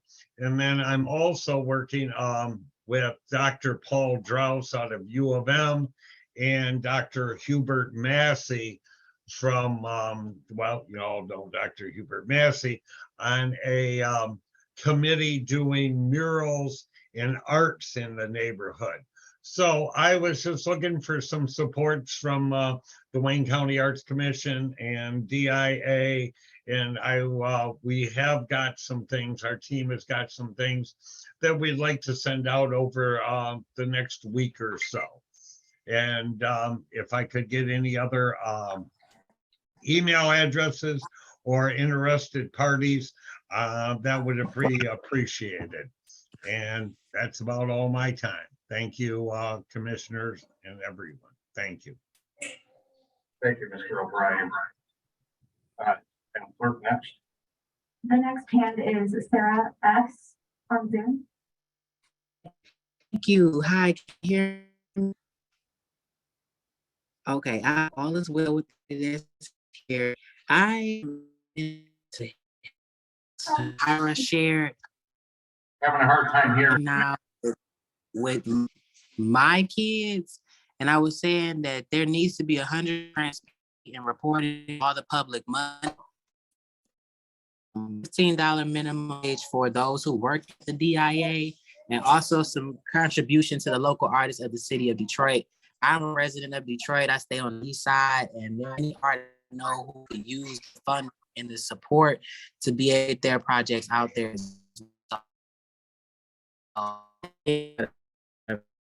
To be more communication with the public about the money. Thank you. Thank you very much for your interest and your input. Madam Clerk, who's next? I don't see any other hands raised on the Zoom, so Okay. if anyone has any more public comments, please raise your hand. And then we will go to the emails that came in. Yes, Madam Clerk, are you ready for that? yes, I do have 15 emails to read into the record. Please proceed. The first email is from Kimberly Kleinhans. Greeting board members of the WCAIA. I hope this finds you and yours well. I respectfully ask that this letter be read aloud into the public record at your next meeting. My name is Kimberly Kleinhans. I'm a Wayne County Downriver resident, homeowner, DIA member, and artist. As such, I am uniquely invested in seeing the DIA thrive. As a taxpaying citizen, I am concerned that there is not enough transparency in how our public monies are being invested and utilized. I'm happy to know that your board is responsible for the oversight of the village funds that go to the DIA. I understand that soon a new service agreement will be adopted to govern the next decade of village funding and will spell out the payment schedule to the DIA, as well as the services that Wayne County residents will receive in return for their investment.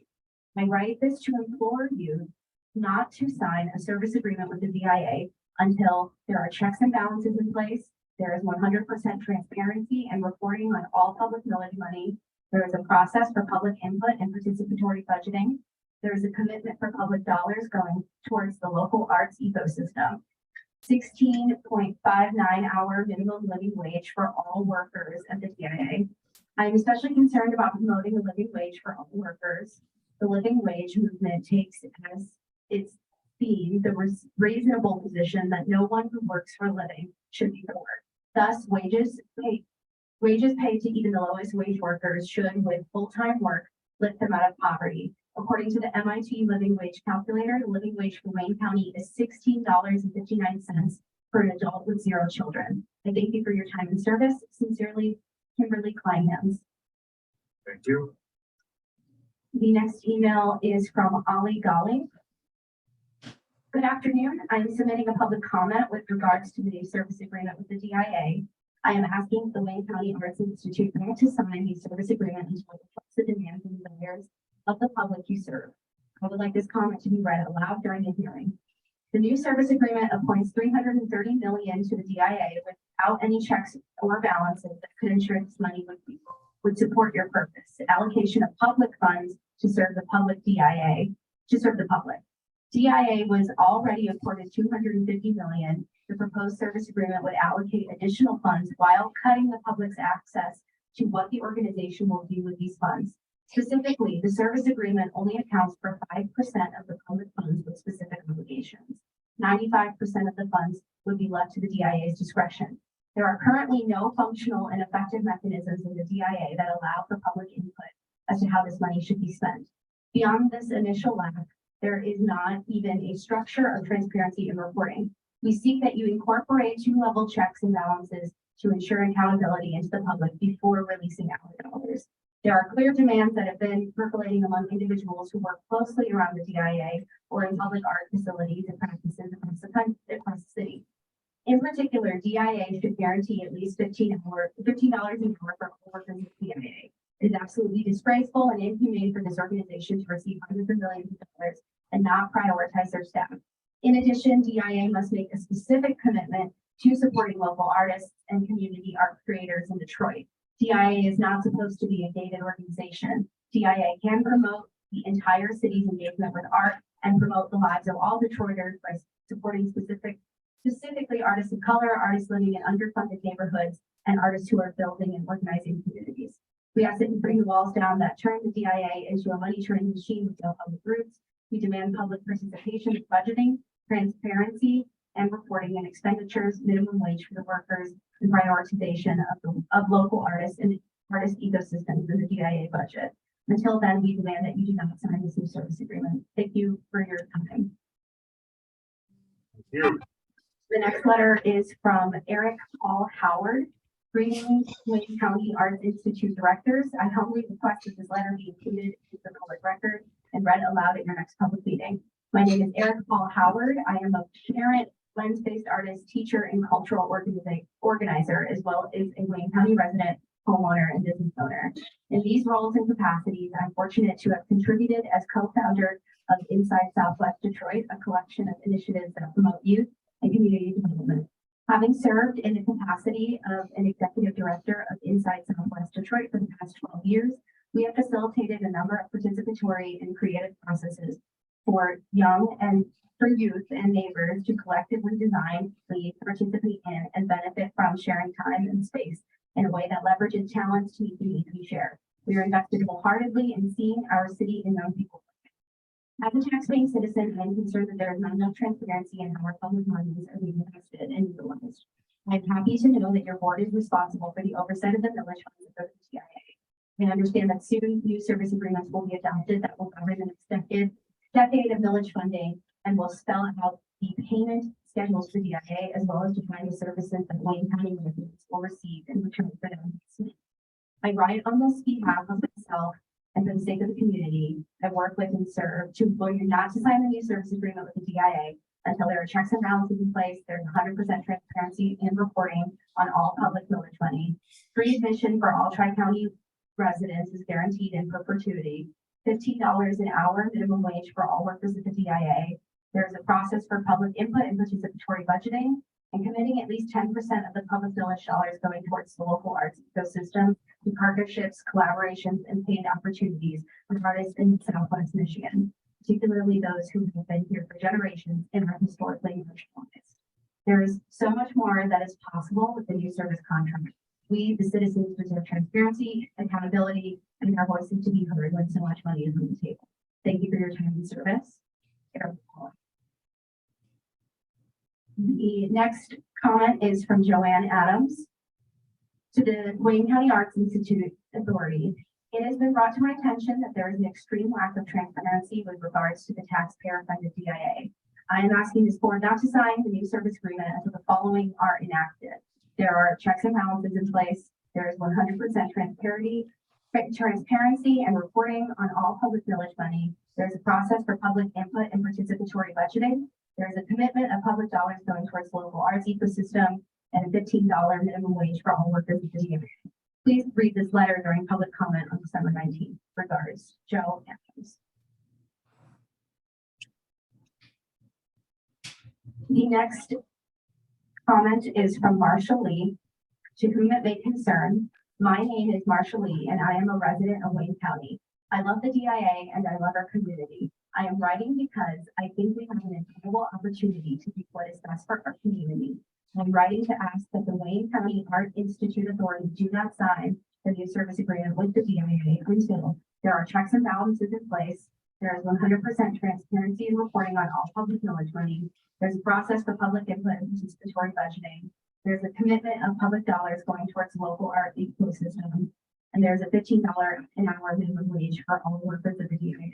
Please read this aloud during public comment at the meeting on December 19th, 2022. Thank you, Marsha. The next public comment is from Damon Gabriel.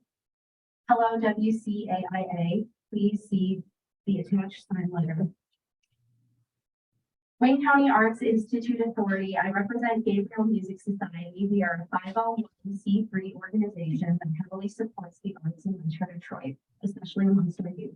We have hosted dozens of workshops and given away hundreds of instruments to students in Detroit. As a community art advocate, we implore you not to sign the service agreement that has been proposed by the DMA. There are numerous checks and balances that are not in place, and the community at large deserves transparency for all of the allocated funding. Also, there is no way to account if any of the funds will support the array of local artists in our own community. We urge you not to sign the service agreement until there is reporting transparency on all public village money. There's a process for public input and participatory budgeting. There's a commitment of public dollars going towards the local arts ecosystem. And there's $15 an hour minimum wage for all workers at the CIA. Respectfully, David Gabriel. The next email is from My Gun. Dear Wayne County Art Institute Authority and Acting Clerk, Please read this into the record for your public comments at your next open meeting. I am writing to encourage the Wayne County Art Institute Authority to not sign the new service agreement with the DIA until there is 100% transparency and reporting on all public knowledge. There is a commitment of public dollars going towards the local arts ecosystem. There are checks and balances in place. There is a process for public input and participatory budgeting, and $15 an hour minimum wage for all workers at the DIA. The DIA is supposed to be our city's art museum, and the people who compromise the city feel very left out of it. Perhaps making any requests at this time feels irrelevant. However, these requests are not outlandish, unnecessary, or at all a stretch to ask for. I like to imagine that you are on this board because you believe in accountability for public money and supporting your county's art and your county's art institution. If the DIA were to be accountable to the public and integrate with Detroit's art ecosystem instead of continuously trying to exist out above or outside of it, it could truly be a world-class museum. That's all we want. Thank you. My done. The next email is from Shanna Marola. Greetings, WCAIA. I write you with an urgent plea. Please stand up for the citizens of Wayne County. Please stand up for the government transparency and accountability. Please stand up for a thriving arts ecosystem in Southeast Michigan. As a longstanding member of the National Lawyers Guild and one who has led Know Your Rights trainings for nearly a decade, I have seen firsthand too often how the law is only applicable to those who know it by heart and exercise it daily like Pilates. As a professional artist, professor, and legal worker, I have been entrenched in Detroit's art ecosystem as well as the Bay Area in California, two places with rich art legacies that are simultaneously experiencing extreme housing insecurity in rapidly gentrifying cities. I have taught courses at the intersection of contemporary art, photography, law, environmental justice, and social practice at several institutions between my two homes, including Wayne State University, CCS, Cranbrook Academy of Art, and UC Berkeley. It is my experience that responsible, equitable, and transparent art funding is necessary to counter the harmful narratives that are helping to push longtime residents out of their homes. The residents of Wayne County deserve to have the transparency in accounting for the public funds that have been transferred to the DIA via the millage. Residents also deserve to know how they will benefit from this major investment of money and input on such decisions. Please do not sign the new service agreement until there is 100% transparency and reporting on all public millage money. There is a process for public input and participatory budgeting. There is a commitment of public dollars going towards the local arts ecosystem. And there is a $15 an hour minimum wage for workers at the DMA. I thank you for standing up on behalf of all county, on behalf of all residents of Wayne County, our local arts ecosystem, and the next generation of artists and culture creators. We kindly request that you read this letter aloud at the next public meeting into the record during your next meeting. Sincerely, Shanna Marola. The next letter is from Aubrey AG. Good morning, board members of the Wayne County Arts Institute Authority. Please read this public comment aloud during the appropriate time at your next open meeting for the Wayne County Arts Institute Authority. My name is Aubrey Caston AG II, and I'm a third generation Detroiter homeowner in the Arts Center District. I am an entrepreneur, a father, as well as a son of one of the first Black architects, Aubrey Caston AG I in Michigan, whose buildings grace our landscape today. Some I helped to render as a young person. I grew up in the DIA. I grew up in DPS, the Go Lightly Educational Center in Cass Tech. I grew up with an appreciation for arts and culture and the empowerment that art and design can hold on young imaginations.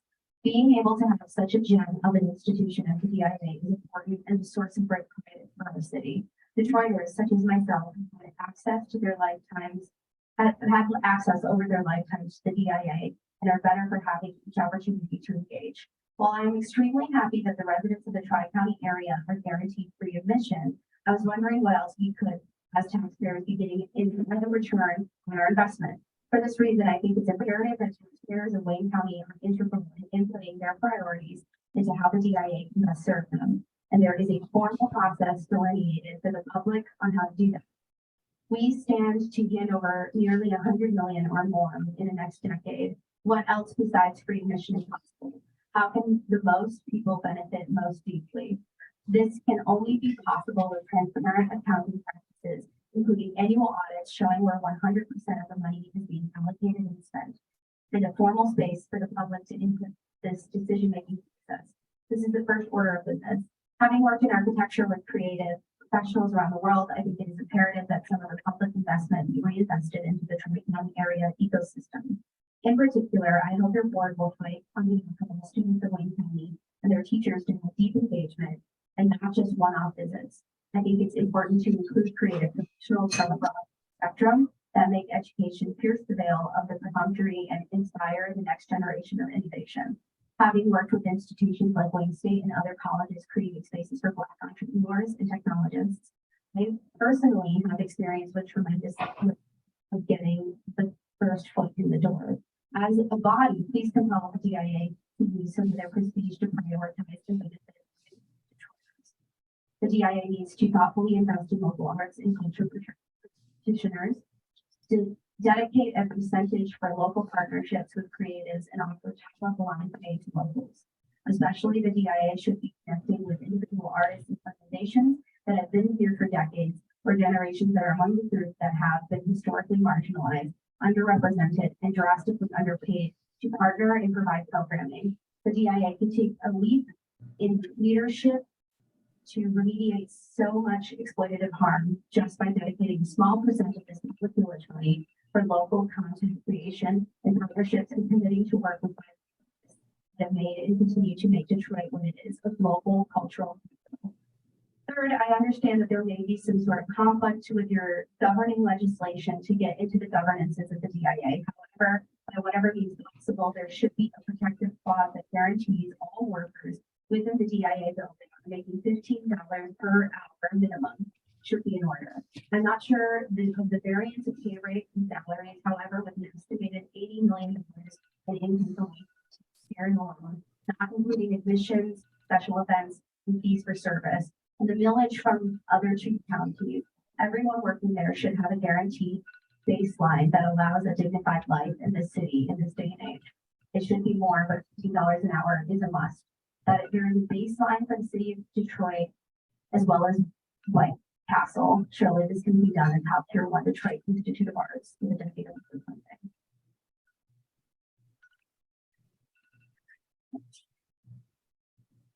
The next email is from Carrie Fraser. Good day, honorable body. My name is Carrie Fraser, and I'm a lifelong resident of Detroit and Wayne County, Michigan. I am a owner, business owner, and cultural producer of Detroit is Different, which reaches an audience of 5 to 10,000 weekly listeners. I have been active in the arts ecosystem since 2007 and have been a visitor of the DIA since I was a kid. I understand that this body is charged with protecting the interests of Wayne County residents regarding the laws being stewarded to the DIA. The service agreement outlines how to with money for you. Checks and balances must be put in place. I urge you to delay the signing of the service agreement governing the next decade of millage funding. There is an agreement regarding 100% transparency and reporting on public millage monies. There is a process for public input and participatory budgeting. There is a commitment of public dollars going towards local arts ecosystem. And there's $15 an hour minimum wage for workers of the DMA. This is the least the public should be afforded in return for their investment. Thank you for your time and consideration. Regards. The next email is from Nzinga Masani Manuel. I'd like my written comments to be read aloud during public comment on December 19th, 2022.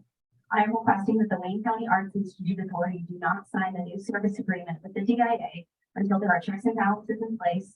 There is 100% transparency and reporting of public millage money. There is a process for public input and participatory budgeting. There is a commitment of public dollars going towards the local art ecosystem.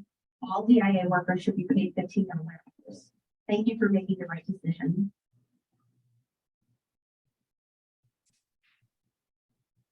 The next email is from Phyllis Judkins.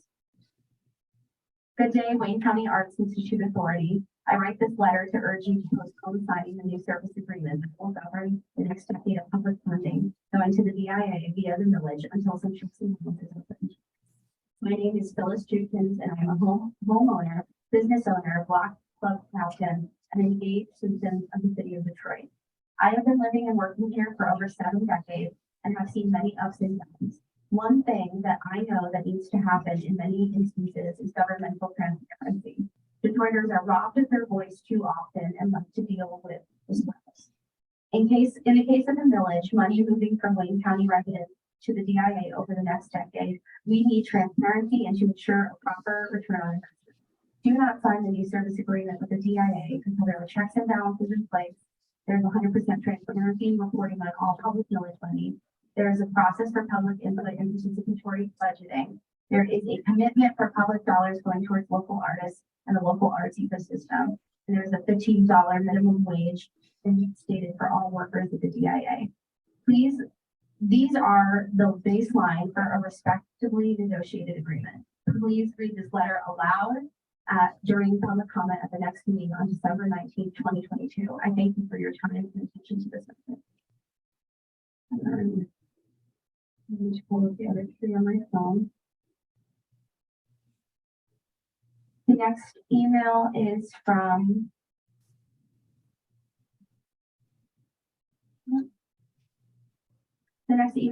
Theo Pride.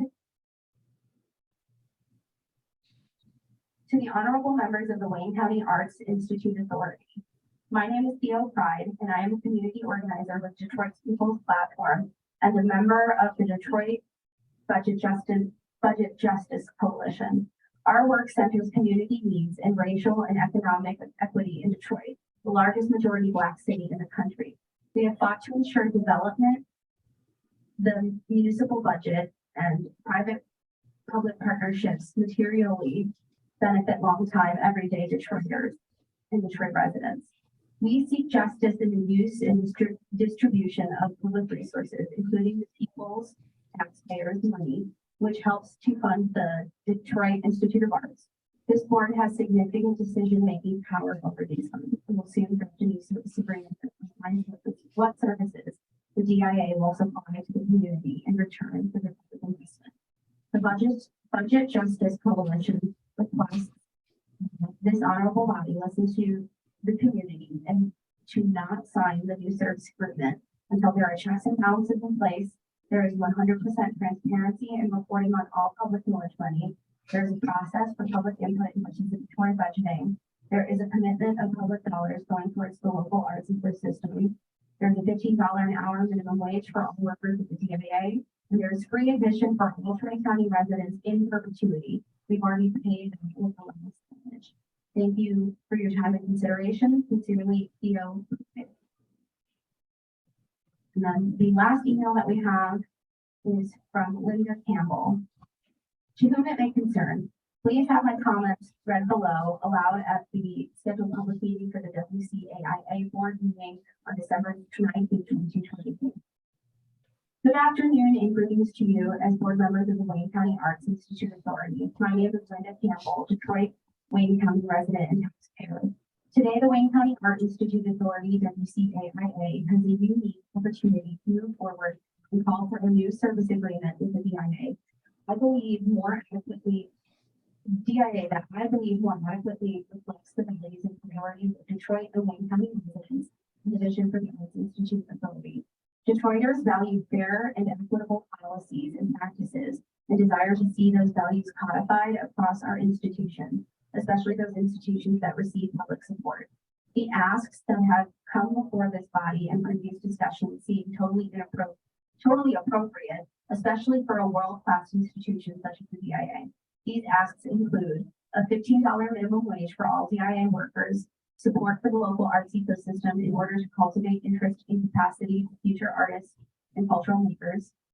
Where there is public money, there should be a mechanism for public voice and input on budgeting matters. And the call for effective checks and balances alongside transparency are key principles of good governance. Without two, there is little to no accountability. As you plan for your legacy of stewardship for the next decade, this seems an appropriate time to claim a renewed commitment to world-class stewardship of the public's precious resources. I urge you not to vote to approve the new service agreement without the inclusion of these emphases as outlined previously in my statement. Thank you for your consideration, Linda S. Campbell. And that was the last email that we received. Thank you very much.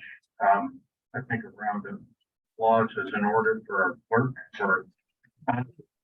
Yeah, and thank you to everyone's participation out there in Zoom land and via email.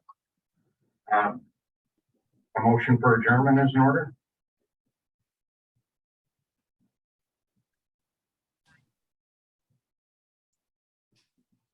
Tanya Jenkins, vote to adjourn.